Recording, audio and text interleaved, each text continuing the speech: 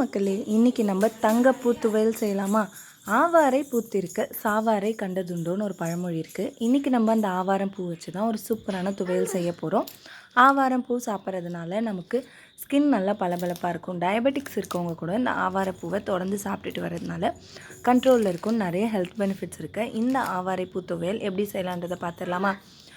நீங்கள் நம்ம சேனலுக்கு சப்ஸ்கிரைப் பண்ணலன்னா சப்ஸ்கிரைப் பண்ணிக்கோங்க. பக்கத்தில் இருக்க பெல் ஐக்கானில் ஆல் என்ற ஆப்ஷனை சூஸ் பண்ணிக்கோங்க. ஃபர்ஸ்ட் ஆவாரம் பூவை ஒரு 2-3 தடவை நல்லா க்ளீன் பண்ணி எடுத்துக்கோங்க. ஒரு வானலில் 2 ஸ்பூன் எண்ணெய் விட்டுக்கோங்க. இப்போ நான் 1 கப் ஆவாரம் பூ எடுத்திருக்கேன். அதுக்கு இந்த அளவு கரெக்டாக இருக்கும்.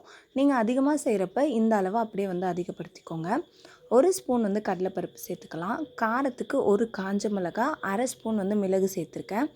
இது எல்லாமே நல்லா வறுபடட்டும். அதுக்கப்புறமா மீதி பொருட்கள் எல்லாமே சேர்த்துக்கலாம். ஏன்னா கடலைப்பருப்பு சரியாக வறுபடலைன்னா உங்களுக்கு அந்த துவையல் சரியாக டேஸ்ட் இருக்காது.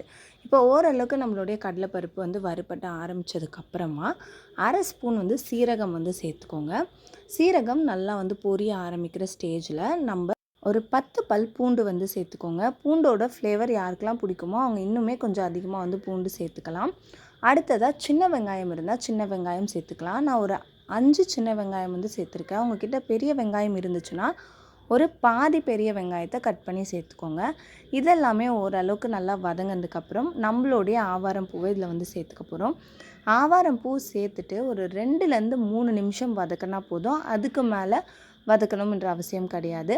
வதக்கிட்டு இதை நல்லா ஆற வச்சுக்க போகிறோம். கூடவே இந்த ஆவாரம் பூ துவையலுக்கு தேவையான உப்பு சேர்த்துக்கோங்க. ஒரு சின்ன நெல்லிக்காய் சைஸ் புளி வச்சுக்கோங்க. ஜாஸ்தி புளி வைக்காதீங்க. நான் எப்பயும் சொல்கிற மாதிரி தான், நம்ம மருத்துவ குணம் இருக்க எந்த பொருளை செஞ்சாலும் புளி, உப்பு, காரம் எல்லாமே முடிஞ்ச அளவுக்கு கம்மியாக இருந்தால் தான் அதோடைய மருத்துவ குணம் நமக்கு முழுமையாக கிடைக்கும். வீடியோவில் பார்க்குற அளவுக்கு உங்களுடைய ஆவாரம் பூ வதங்கினா போதும். ஸ்டவ் ஆஃப் பண்ணி இந்த ஆவாரம் பூவை முழுசாக ஆற விட்டுடுங்க.